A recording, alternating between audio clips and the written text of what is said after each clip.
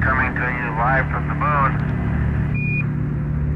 The vast loneliness up here on the moon is awe-inspiring, and it makes you realize just what you have back there on Earth. The Earth from here is a grand oasis in the big vastness of space.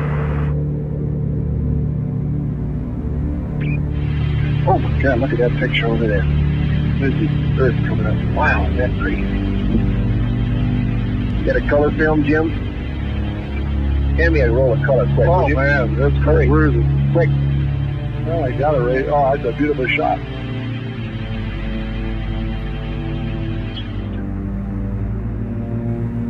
From the crew of Apollo 8, we close with good night, good luck, and God bless all of you on the good Earth.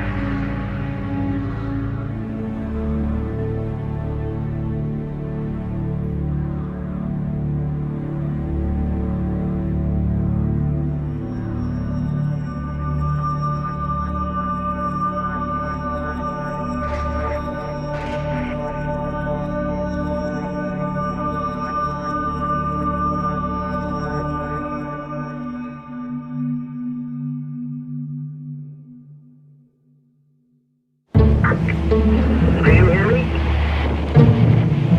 Yeah, I have an emergency. Advise you very quickly. We're doing about 5 feet of water. I have about 17 individuals on the second floor right now. We're going to need to evacuate. We need to get out of here. I'm trying to get you guys out. Goodbye. Are you alright? You okay? There is new and dramatic evidence of what's happening to our world, and tonight we'll look at the impact already being felt. The red flags about extreme weather we've all endured together all across the globe. We are literally engaged in an unprecedented experiment with the one planet that we know of that can support life. We will respond to the threat of climate change, knowing that the failure to do so would betray our children and future generations. The big question mark is the future, of course, and a new kind of normal.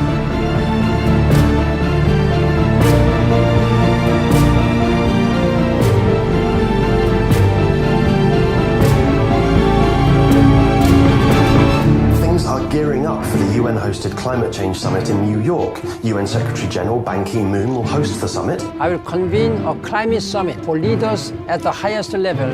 I urge political leaders of the world to prioritize their political energy on climate change. We have to get serious about bringing real commitments to the table for that summit. If things go business as usual, we will not live, we will die.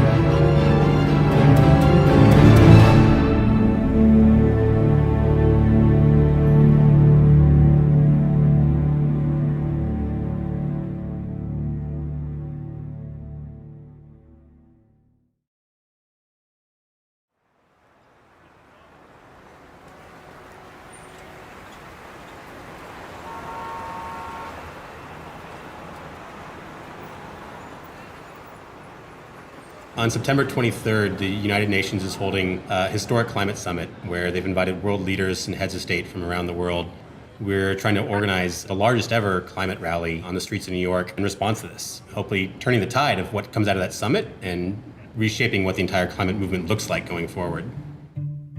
Climate tipping points are scary, but if we stay connected to each other, we can build the largest climate mobilization in history. We'll have power to create the movement tipping point on climate change, the one that takes our leaders from this place of inaction and puts them on a journey towards saving the planet.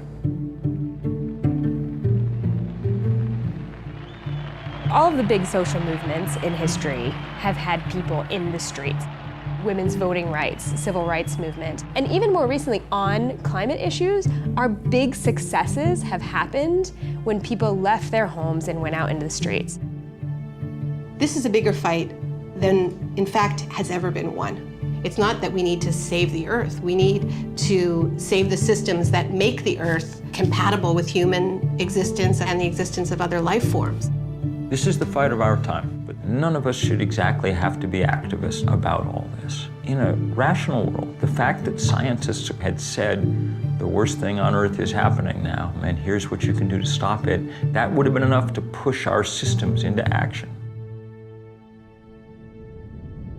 Yeah, of all the things that probably get me most upset, it's when people start presenting climate change as if it's something new. The science behind our understanding of man-made climate change is very, very old and very well established. So the task we've taken on is documenting this history to help us understand where we are, how we got here, and how we can change course.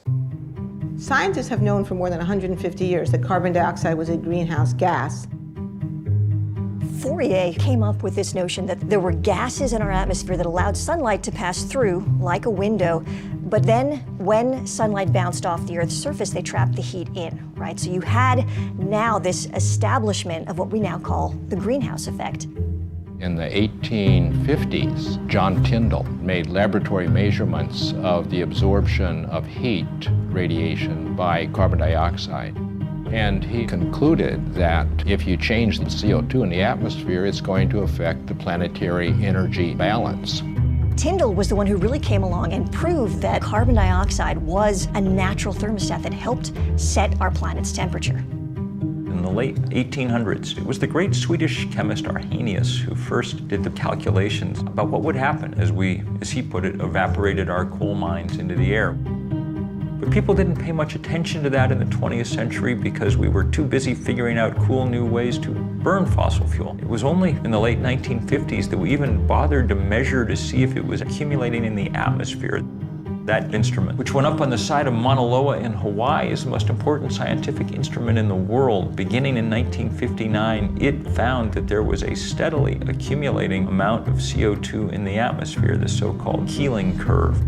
The Keeling curve is one of the most important pieces of scientific work of the 20th century that shows us that carbon dioxide has been rising continuously and systematically since the Industrial Revolution. Keeling didn't just show that there was an increase in carbon dioxide, he also pinpointed the source.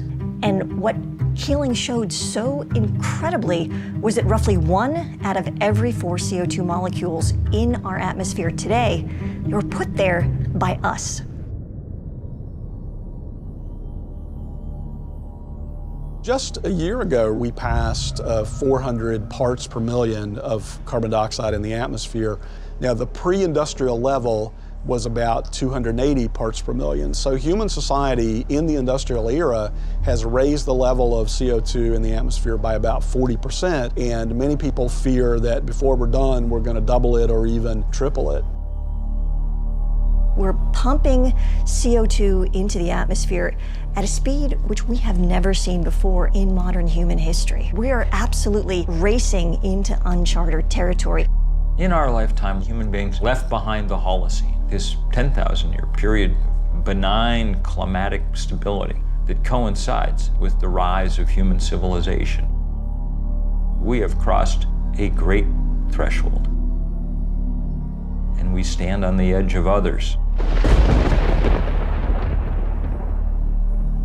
I remember when the Weather Channel was this kind of like nice, sleepy little station. Now it's like a horror show. The climate is being disrupted. That's not for next year or 1,000 years from now. That's happening right now. What all climate scientists will agree on is that the entire atmosphere has changed. All the atmospheric dynamics have changed. So every event that happens now is in the context of climate change, is different from how it would have been.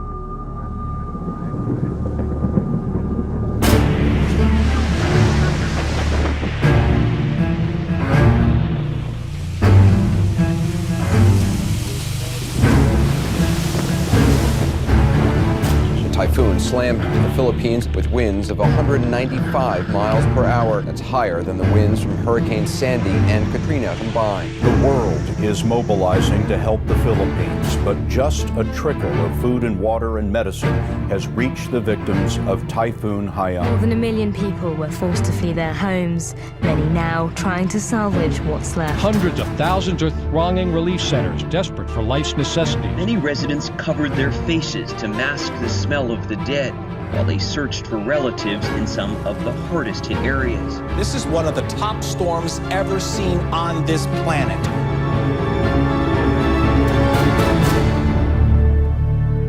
Mr. President, Your Excellency, what my country is going through as a result of this extreme climate event is madness. Super Typhoon Haiyan made landfall in my own family's hometown. And the devastation is staggering. I struggle to find words to describe how I feel about the losses. To anyone outside who continues to deny and ignore the reality that is climate change, I dare them to get off their ivory towers and away from the comfort of their armchairs. I dare them to go to the islands of the Pacific. We refuse as a nation to accept a future where super typhoons like Haiyan become a way of life. We refuse to accept that running away from storms, evacuating our families, counting our dead become a way of life. We simply refuse to. We can fix this. We can stop this madness.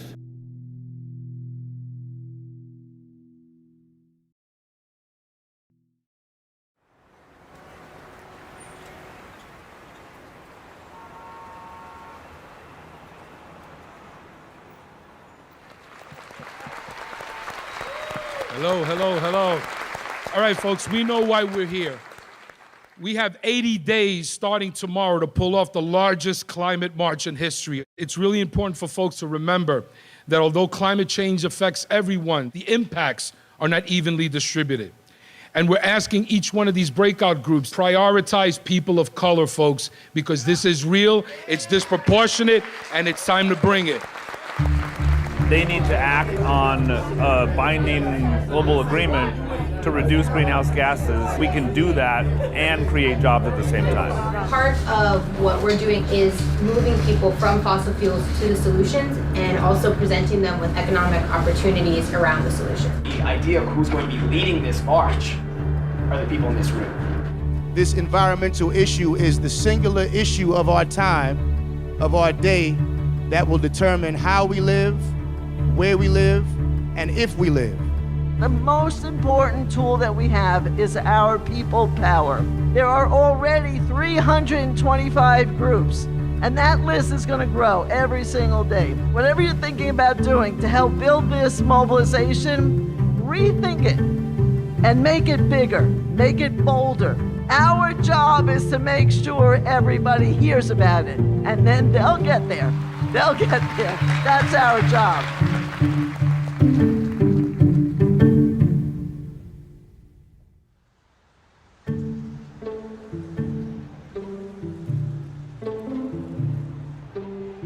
In 1982, the UN convened a first special session on nuclear disarmament. And we came together and said, when the representatives of governments all around the world gather in New York City at the UN, we need to be on the streets making our voice heard. New York City's anti-nuclear demonstration turned out to be the biggest political demonstration in U.S. history. It was, and still to this date, is the largest single gathering, if you will, of people in this country. I think there was one computer in the office. Everything else was by phone and this thing we called the mail. We now call it a snail mail, whatever. But there was something about that reality that we didn't have the technology that we now have that actually forced people to talk directly to each other. We have real peace with real justice. We will not go home and be quiet. We will go home and organize. One of the really interesting things about that demonstration is that some 600 local groups were formed, and many of those groups lasted for years afterwards. To me, the real power of that day was the organizing experience that led up to it, and then the organizing that came out of it.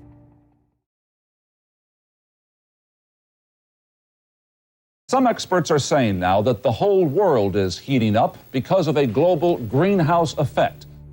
Scientists had been saying for a long time that climate change might occur, but 1988 is the year when Jim Hansen and his team at NASA say, both in the scientific peer-reviewed literature and in public, that it's actually happening. The changes in atmospheric composition that humans were making was going to have a big impact on the Earth's climate. The greenhouse effect has been detected, and it is changing our climate now.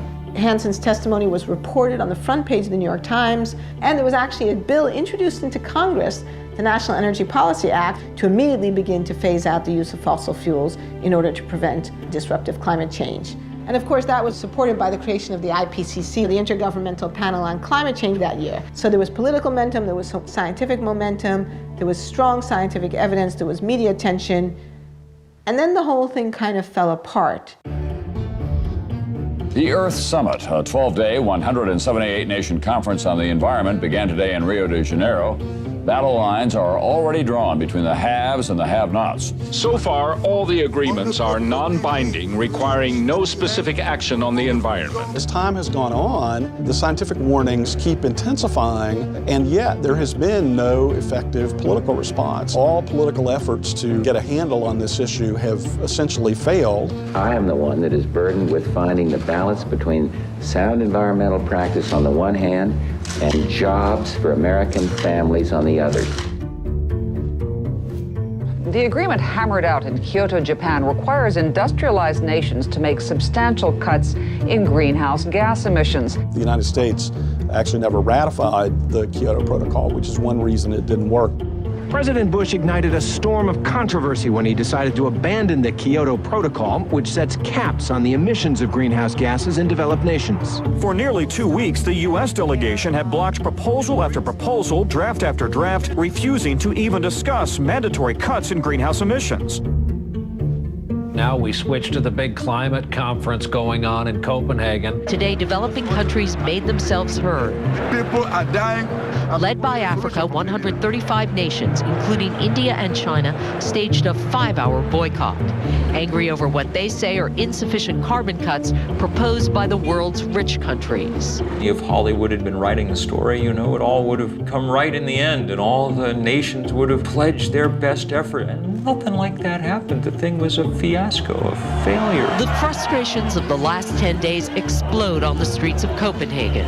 Outside the Bella Center, where negotiators still haven't reached a climate agreement, 2,500 protesters try to storm the hall to make an impact. Nothing happened because the fossil fuel industry was still strong enough to scare nations into avoiding the issue. What happened in Copenhagen for a lot of people was this realization no leader was coming to save us. We have to be strong enough to scare our national leaders into doing the right thing in New York City in September. If we can demonstrate that, then better things will happen in Paris than happened in Copenhagen. These things are not separate moments in time. This is all part of one string, and what we're fighting towards in Paris is highly dependent on what happens in September. This is going to have to be the fight of our lives.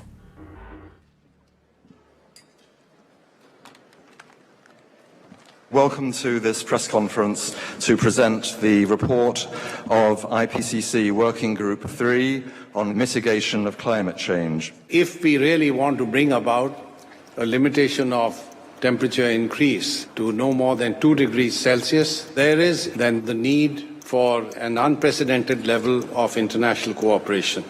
The way we've approached climate change is the scientific community builds the case, it synthesizes the evidence, it presents that evidence then to the policymakers. We've proven beyond a doubt that climate change is real, that the Earth's temperature is warming, that warming is predominantly caused by the burning of fossil fuels and other human activities, and that additional warming poses a significant threat. What the policymaking community did was they came up with a definition of what they called dangerous human interference. In 2009, the nations of the world agreed on a target of 2 degrees centigrade or 3.6 degrees Fahrenheit of maximum warming above the pre-industrial level. That would require emissions worldwide almost entirely stopping within a matter of decades. A lot of people talk about 2 degrees being the safe level. Well, there is no safe level. 2 degrees is a round number that would be safer, but we'll still have substantial climate impacts. 1 degree is melting the Arctic and the Antarctic. We'd be crazy to find out what 2 degrees will do, but we're probably going to find out. Even if we do everything right at this point, that's about as good an outcome as we can hope for. The other thing that the IPCC did was that they tied that 2 degrees Celsius, 3.6 degrees Fahrenheit threshold to the amount of fossil fuels that we can actually burn. And they came up with this red line in the sand, which was 1 trillion tons of carbon. The problem is that we're already more than halfway there. We're approaching 600 million tons already, and at the rate things are going, we will have completely exhausted that carbon budget within 30 years. The same leaders who say they want the temperature to go up no more than 2 degrees have put forward a series of proposals that when you add them up leads to the temperature rising 6 degrees. A point past which most sane scientists think civilization on the scale that we now know it will not be possible. It's almost a kind of refusal to come to grips with reality. There's just this enormous gap between what countries say they want to do and what they're actually on track to do. People call this the emissions gap. Much of this is about mathematics. You gotta leave 80% of fossil fuel in the ground. Fossil fuel industry wants to burn all its reserves. If they do, then we get that 6 degrees. Each day of inaction, each day of business as usual puts us closer and closer on this crash course.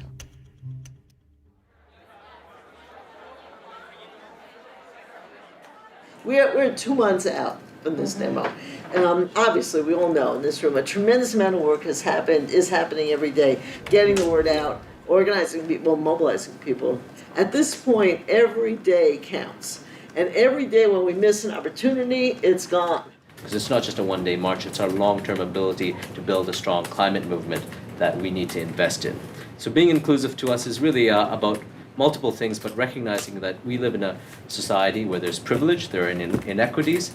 In order to address the climate crisis, we have to first address those inequities. That will allow us to then bring a movement strong enough to address the global ecological crisis. If you think for a second about this, there was this just layer of stuff under the ground, got put there at a specific time in a specific way, and it just captured millennia of solar energy. And we just happened upon it.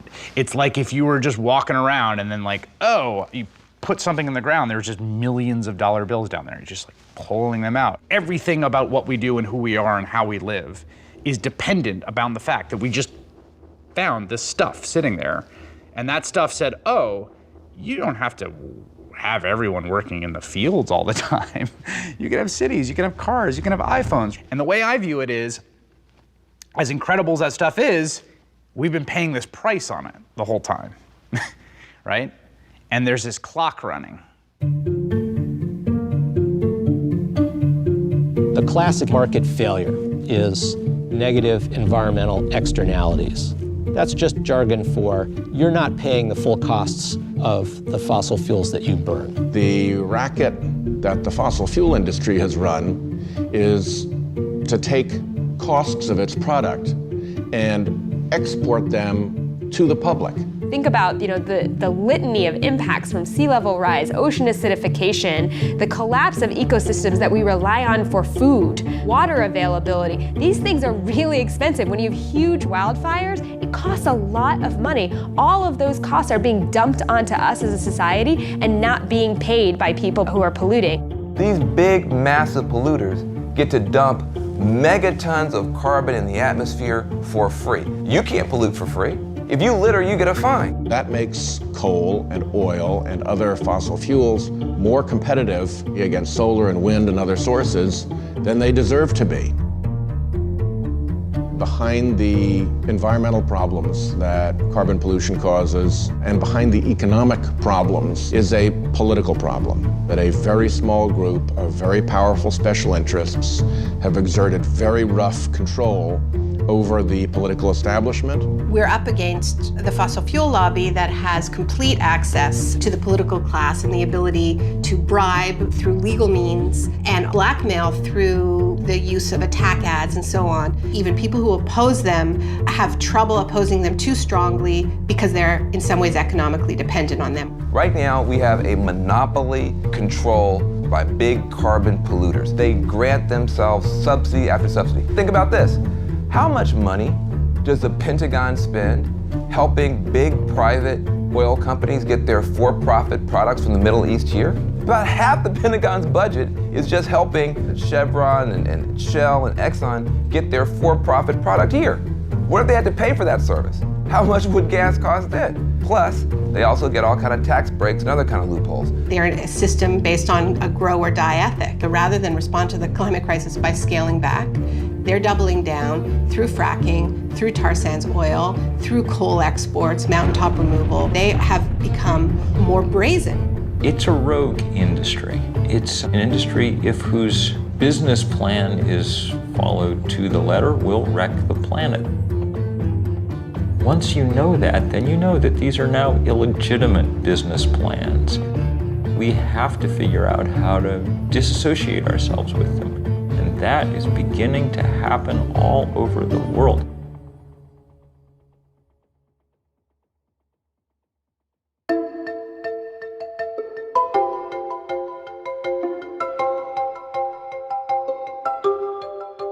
On the great lawn of Central Park, I was up on a stage probably 70 feet in the air, looking out at that sea of people stretching out farther than the eye could see. The crowd estimates later were larger than 1 million people.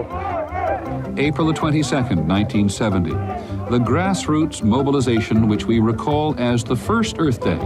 20 million Americans called away from their jobs and their classes into the streets of their communities. When Nixon was looking at television at these huge crowds in city after city after city across the country, he apparently muttered to Ehrlichman, man, a lot of those people have got to be Republican. And Republicans needed him to do something for them on this issue, he felt, and it was Nixon, arguably one of the most anti-environmental presidents in American history, who felt compelled to sign the Clean Air Act.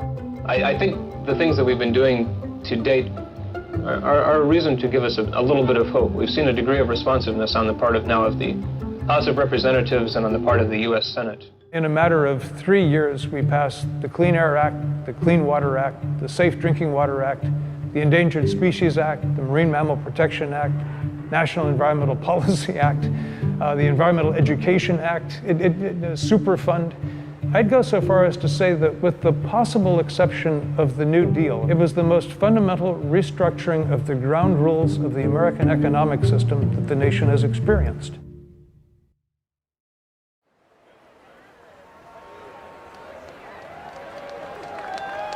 All right, folks, we are 50 days away from the largest climate march in history. Are y'all ready? Yeah! This is not just about the environment.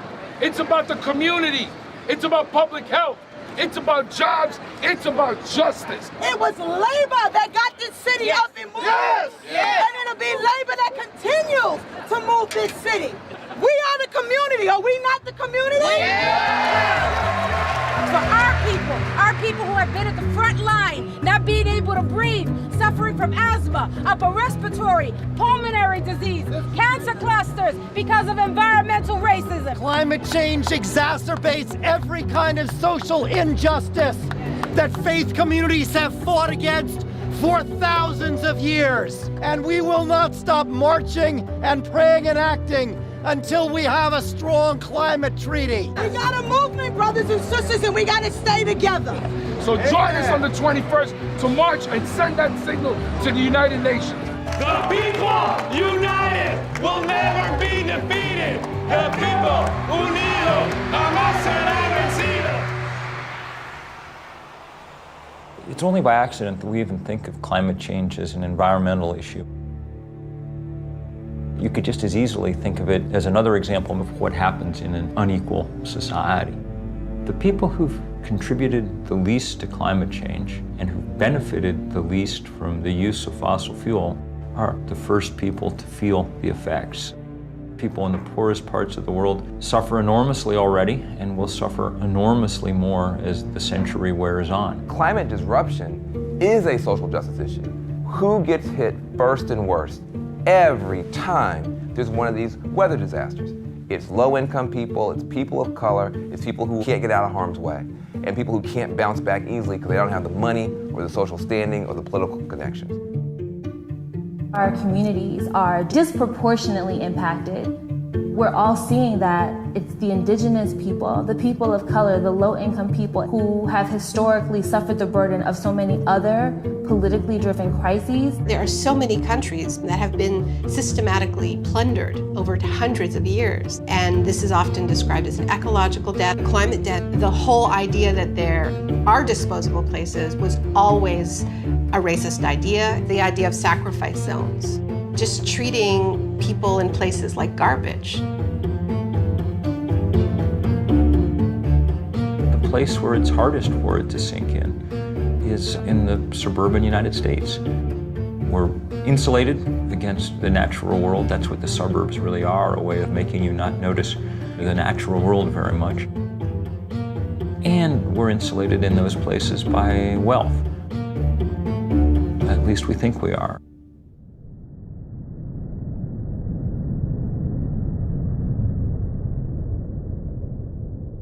Scientists are screaming from the rooftops about us avoiding going over a 2-degree rise in the temperature of the planet. Why are they so worried about that? If we go over that amount of warming, there are feedback loops in our ecosystems, tipping points that climate change could spin out of control, and it happens like that. There are switches that can be tripped where suddenly you are in brand new territory and you don't even begin to know what to do about it. This is not a linear kind of problem that we're dealing with. This is very much an exponential kind of problem. Right now, we're on the edge of 3 major tipping points. The first one is the Arctic ice cap. That ice cap's like a mirror. It reflects the sun's light off of the Earth and keeps it from warming us up. But as it melts, you get a smaller mirror, which means a warmer Earth, which means more melting, which means more climate change. Another example is Arctic methane. We've got a gigantic amount of methane gas frozen into the tundra, and it is 50 times as toxic as CO2 is. It's CO2 on steroids. As it warms, and that methane gets released, it then causes global warming to get worse, which means it warms more, which means more methane released, which means worse warming, and all of that process spins out of control. Another example of a tipping point is ocean acidification. As you get more CO2 in the atmosphere, a lot of it actually is going into our oceans. And a lot of stuff, like plankton, can't live in that kind of acidified water. And plankton is the basis of the food chain. If the plankton die, we lose the whole ocean ecosystem. These kinds of feedback loops and tipping points are what keep me up at night, that we will hit one before we're able to turn things around. Even if we went cold turkey today because of the time lags in our climate system, we've already signed up for things that we can't see yet. We live in a razor-thin livable universe. Just a few kilometers below my feet, it's too hot to live. Just a few kilometers above my head, the air is too thin to breathe. It's not about a few more droughts and a few more storms. It's about a catastrophic shift in this fragile balance of our biosphere that threatens everything we love.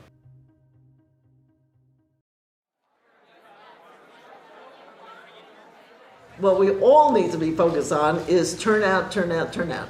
Youth, is there somebody that wants to do an update from youth, Armando? So just a quick list of things I wanted to go over. Obviously, a lot of the folks who are working on the youth stuff are at the Climate Justice Youth Leadership Summit. There's a lot of organizing going on right now there for the People's Climate March. So a lot of people who may not have been plugged in already are getting informed about it, and the people who already are informed about it are getting even more people fired up about it.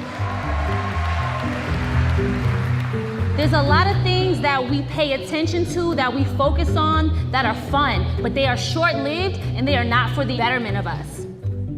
We have to reprioritize what's important to us.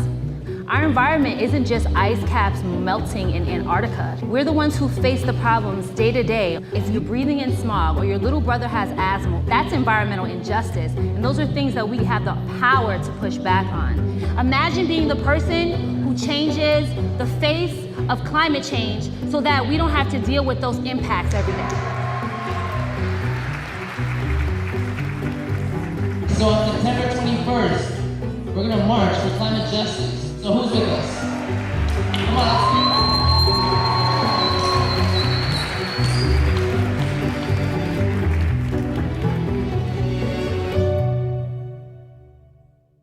Okay, all right.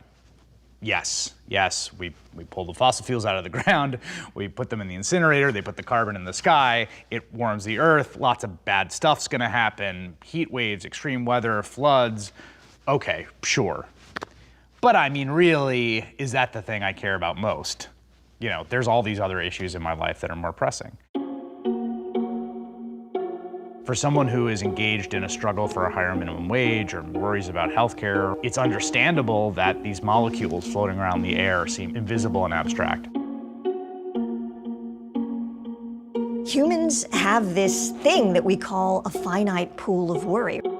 You've got your mortgage you've got to pay, you've got your kids you've got to take care of, and they tend to be more immediate. We respond to things that feel incredibly urgent, like a gun to the head, a stampede of wild elephants, right? Climate change is a completely different kind of risk. It plays out over these very long time scales. It's really hard to perceive it as a very urgent threat. The other thing that happens is that there's something called a single action bias. We have this tendency to see a threat and then we try to fix it with one thing. It's like the silver bullet solution. When we look at climate change, we become overwhelmed by it because there's so many different ways that we're gonna need to fix it.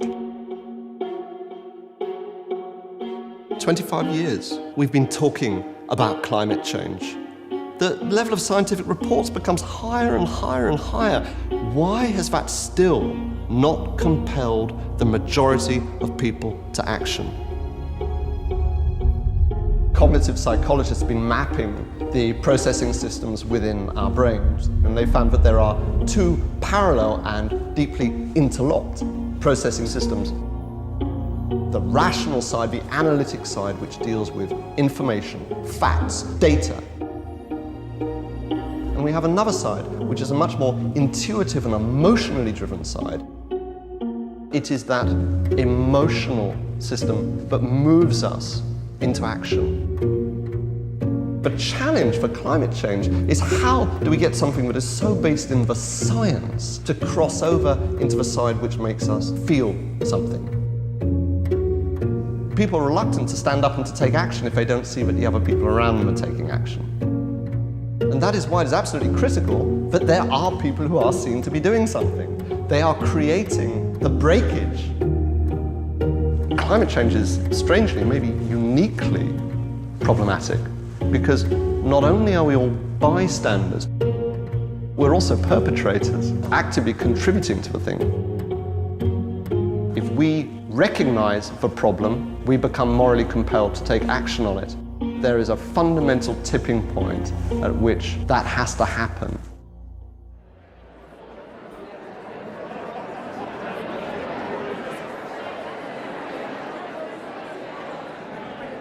Change doesn't happen because people decide to stay home and click like on Facebook. Change happens because people like you and I decide to get involved.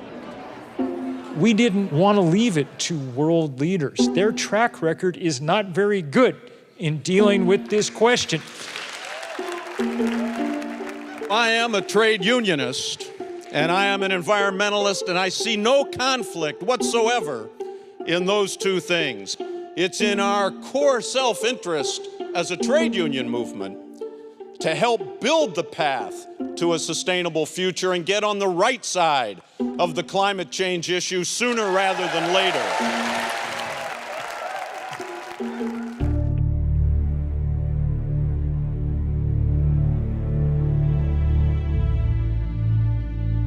Normally it takes a long time to switch energy sources, 50, 60 years to go from wood to coal, coal to oil and gas. We lack 50, 60 years. The reason we want to get off of fossil fuels now is because we have to protect our way of life. We need a vision for what the post-carbon economy looks like. that is inspiring enough and delivers enough in terms of jobs, in terms of new opportunities, in terms of better health. It has to be exciting. There are many more jobs available to people who are going to be building wind turbines, retrofitting houses so they waste less energy. Solar panels have to be installed by a person. That person has to go to your home. There's no way to outsource putting that solar panel onto a roof. A 100% renewable economy is within our grasp. It's economically and technologically possible. It's not something that we need to keep researching, because it's always off in the distance. No, it's here. It's a question of political will. If you look at the renewable revolution that's happened in Germany, it wasn't about leaving the renewable sector to the market. It was about creating different incentives. And there was an explosion of innovation and creativity. Germany is now the #1 solar country in the world, even though they have the same amount of solar incidents as Alaska. Can we do it? Can we take the power that has been highly centralized and highly focused and controlled by very few hands, and it is not an accident that very few hands controlling power in the sense of electricity leads to very few hands controlling power in the sense of political power. We are going to try a global experiment that is going to be the most difficult thing human beings have ever done, which is to rip those two apart, which means we are democratizing power in both senses of the word. The real question is, are we gonna scrape the bottom of the barrel for the last polycarbons on Earth to burn them too? Or can we actually show some restraint, which we ask our children to do? Don't eat the last 17 marshmallows. Could you just show some restraint and choose a wiser course? A Canadian company called TransCanada wants to build the Keystone XL pipeline. The $13 billion system would carry crude oil from the so-called tar sands region in Alberta to Houston, Texas for refining. The Keystone XL pipeline has become a huge focus of controversy. The tar sands oil is particularly dirty, it's particularly carbon intensive. An estimated 2,000 environmental activists from across the continent plan to gather in Washington, D.C. to launch a 2-week protest. It has become a symbol to both sides in this debate, where the people who want further development of fossil fuels see getting Keystone through as core to their strategy, and on the other side, the climate activists see it as a symbolic fight that they have to win. I'm here as a Nebraska citizen and landowner. I am on the advisory board of the Center for Health and the Global Environment at Harvard Medical School. I'm an evangelical Christian. I'm a proud member of the Transport Workers Union of America. You know what's so fascinating about this whole Keystone thing is that was supposed to be a wedge, and instead it's been turned upside down. Now it's actually a base that is lining up constituency after constituency. Today we act! Today we send a message to them and everybody else. We are taking back our futures! Something extraordinary and unexpected has backfired out of the ambition of the fossil fuel companies. They've built a movement by mistake. If you are going to be risking arrest, you're going to be lining up over here. One of the tools that came into play was peaceful civil disobedience to show the moral urgency of these problems, that this was the crisis of our time. I saw a story in one of the trade publications, the oil industry, not long ago, and they said, we're never going to get to build another pipeline in peace again. And I hope they're right.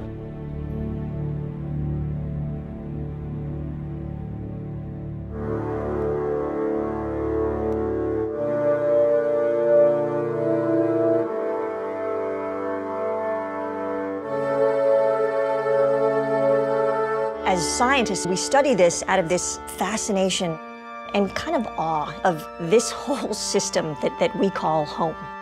We are on this planet that is so perfectly built to sustain life.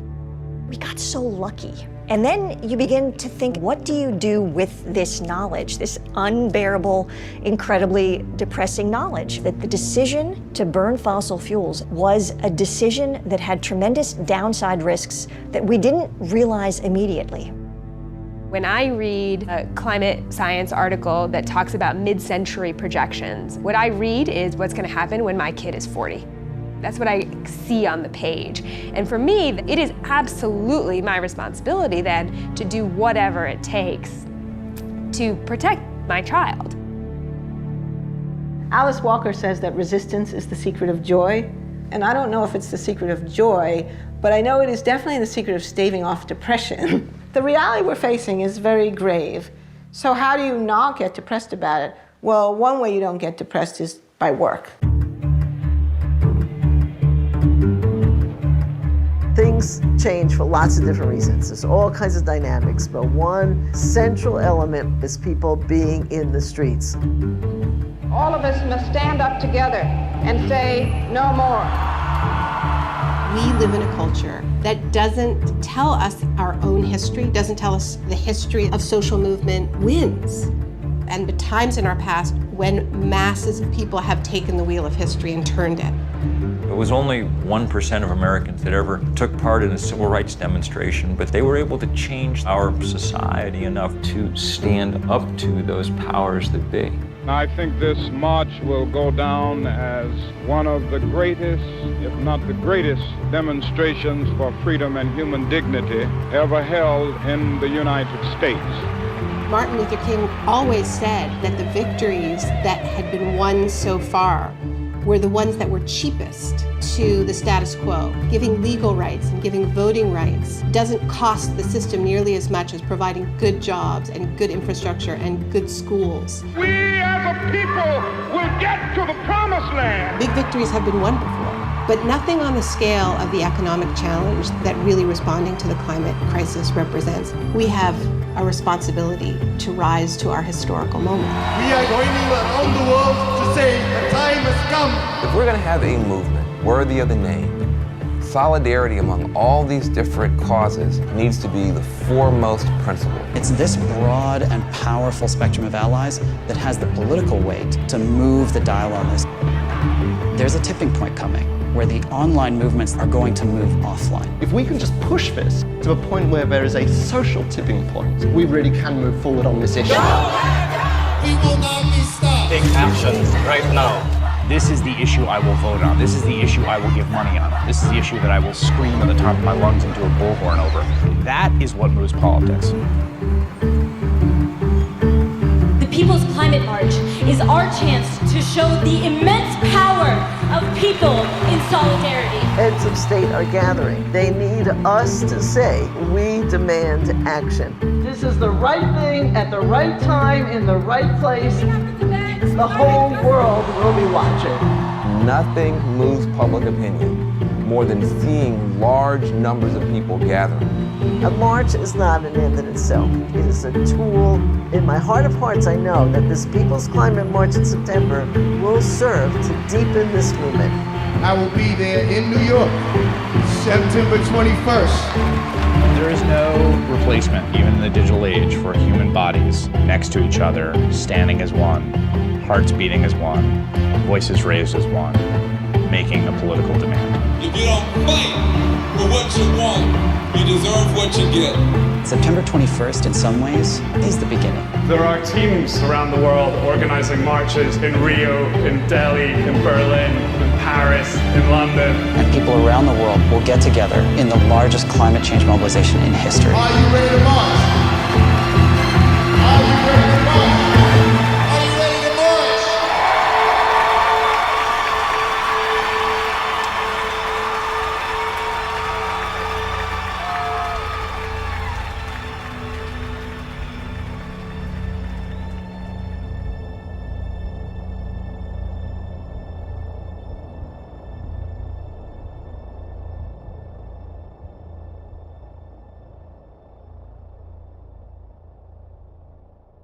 You can't undo the day after something like that happens.